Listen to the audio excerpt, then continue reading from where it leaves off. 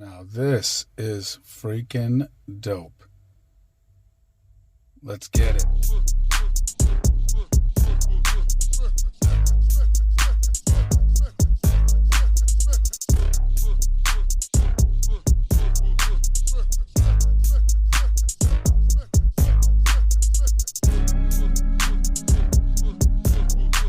What is happening, fam? Welcome back to the channel. Hope everybody's doing well. This video is a little bit long overdue. Also, guys, I want to tell you right now, I've been getting the comments on YouTube. I've been seeing them. The video is coming, and I'm talking about the video for the settings for my Sygav Android 10 hand unit. Guys, I do a lot of sponsored work. I'm very, very busy, like with working and my family. So it's to put out a YouTube video per week. It's pretty tough, but I do it. I will get to it. I promise. This video today, it's very, very short. So I wanted to actually at least get this done for you, and then we can go into the settings. And by go into the settings, I mean go into the internal settings of the head unit. See how this section of buttons here fade in and out of different colors? Yeah, that's cool. That can only be accessed from the internal settings. So I promise I will get to it. So guys, the video that I'm doing today is for, as you can see, the external Tpms sensors. And I'm sure somewhere along the line you guys have seen it, not seen it before. And I'm pretty sure the majority, like 99% of you, know what I'm talking about. You've seen a tire pressure light come on in your car before, in your mom's car, dad's car, wife's car, whatever. You've seen it before. There's two things to know about Tpms sensors. Well, a couple things. One, you have internal sensors that's within the tire. So if your tire is low, the light comes on the dash and stays solid. My wife's Kia, her car has the ability to tell the exact pressure in each tire, which is cool. In my Subaru, it doesn't. To tell if your internal Tpms sensor is bad, what ends up happening is that light, as you're driving or you start your car, the tire pressure or the Tpms light will just come on and flash for about a good minute and a half, and then it'll stay solid. That's when you know you have a bad sensor. So when a tire is low, it just stays solid immediately. When you have a bad sensor, you can tell because it'll stay flashing for a minute and a half, and then stay solid. Okay? Now guys, I have two of the sensors in. I have the front left and the rear left in, and I will show you how to do the other two. My car is a bit of an anomaly because of my wheels. Where the valve stem is, it is close to my calipers, which means when I put this on, it's a good thing I checked it, because you have to screw this onto your valve stem. And this almost, if I wasn't checking, it would have hit the caliper. And the caliper wouldn't have gotten damaged, this would have gotten damaged. So it's a good thing I checked. So what I had to do was, I actually had to get some adapters. I got them from Amazon, fit them on the valve stem at an angle, and then put these on. And it actually worked. Okay, so I'll show you that in a second. Over here, you see I have one of the sensors taken apart. The cool thing about this Tpms sensor that's on this head unit, it can tell you the pressure, the temperature of the tire, like you see it right now, 37.4 psi, 77 degrees Fahrenheit. It's pretty damn cool. It actually has alarms. Let me show you real quick. So I took off one of the sensors, and this is what happens.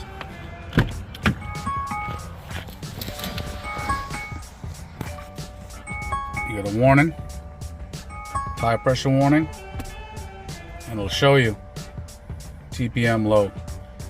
It was, well, it's off. So, and the pressure warning will just keep going off. So you go into settings, and you can set everything right here. You can set your temperature limit. So like, say if it goes over 158 degrees, the alarm is gonna go off. High pressure is 45 degrees. You can set, I set my low pressure at 24.7. That's the lowest it can go. So if it even gets there, the alarm is gonna go off. Temperature unit, it actually comes in Celsius. I set it to Fahrenheit. Pressure unit, you can use PSI or anything else that, like say for instance, has PSI, has bar, has kilopascals. So it's pretty cool. And now once you change PSI right here, or well, like say I change it to bar, everything else changes. So the high pressure is 3.1 bar. You get what I'm saying? So it's actually pretty cool. And the alarm switch, you could either toggle it on or off. Plain and simple. Now let's go back to the TPMS real quick. So I pretty much took this apart to show you, because an alarm will go off if you have like a low battery or whatever the case might be. So the alarm functions for a lot of reasons, for high temperature, high pressure, low battery. It's pretty cool. So I just wanted to show you. Now in the box, you have your 4 external sensors. You have this wrench right here that fits these gold nuts. And you have your module with an extra connection. Now I connected it in the back already. Guys, please reference my other video that I'm gonna put up now. Reference the video. I'm also gonna put up a picture to show you exactly where you gotta plug it in. This is plug and play. So to take this, to obviously take out your head unit, take either, I use my fingers, but you can use a pry tool. Please don't jack up your bezel. Pull it forward. Immediately, you're gonna have to release the hazard harness and this toggle harness right here. You're gonna have to release those harnesses in order to pull this forward, okay? And then you can plug the module behind the head unit. They say they want this module about 20 centimeters away from like your, like any type of interference. So you don't want to put this on top of your DVD player or anything like that. You want it 20 centimeters away from any type of interference. And that's really it. What you need to do is you take off your valve cap, you screw this onto the valve stem, then you screw this one right behind it. And once this gets tight, you turn this one counterclockwise to make it butt up against this, and it gives it a really, really tight fit. So it can't fall off. That's what they want, okay? Also, this wrench is pretty nifty, where, see on the other side, see the hex on the other side of this? You put the wrench on it, and you can unscrew it just like I did that to change the battery. It's pretty simple. So like an all-in-one thing. But this thing is pretty cool. I like it a lot. My pressure is a little bit low because I was messing around with the adapters, so a lot of air escaped and etc, etc. But I have an air pump in my car, so I'll fill it back up. Now, most of you guys, depending on your wheel setup, you won't have to worry about an adapter. I had to get it, as I said, because these heads are a little bit big. I wish they were a little bit more low profile, but the heads are a little bit big, and it was gonna hit my Brembos. If you don't have Brembos, I don't think you'd have to worry too much. Now guys, if you don't know the orientation of how this works, you're gonna see like RR on this. That means rear right. The way how you know if it's front left, front right, you have to be sitting in your car. So front left, which is your driver's side front. Front right, okay? Rear left, it's the driver's side back. Rear right, passenger side back. That is the orientation of these stems. So make sure you're putting them in the correct spot.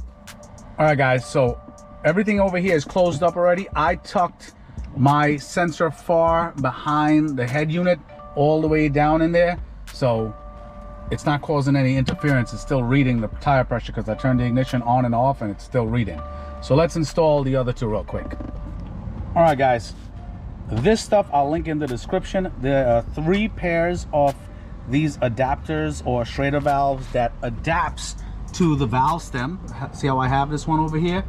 And this clears, when it rotates over to the Brembo, it clears the top. Now, the back one, I used this shallow one here. This works well. The front ones, I use this 90-degree angle. This sharp angle here, this bump was actually, it would have touched my Brembo to the front and the back. It's so weird how it worked. But this here was perfect for the, this is perfect for the front. This is perfect for the back. So the front and the backs are on already, as you can see right here. And could see how that looks right there. So now when I roll, and let me tell you, this is like literally like 1 millimeter to 2 millimeters away from the edge of the caliper. Let me see if I can show you. So I'm gonna roll this like it is close. Look how close it gets. Come on, look how close it gets to the top. And it just clears that. Look at that. Look how close that is. It's like millimeters away. So this is a demonstration. I don't know if I'm gonna keep running this, but I wanted to show you, like, you have the option. The only thing is my wheels, the valve stems are all the way back there. So, you know what I mean? It is what it is.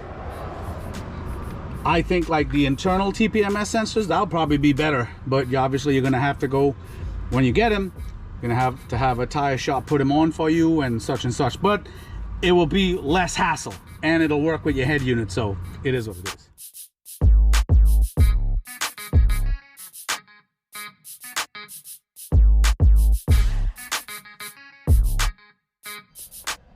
All right, guys, the install is pretty much complete. It doesn't take long to install this.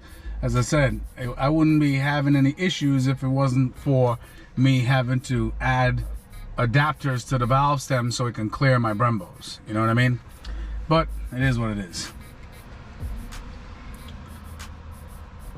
Okay, let's see if this thing reads. Just gotta wait a little bit, let it register. Oh, there we go. Front right, 35.7.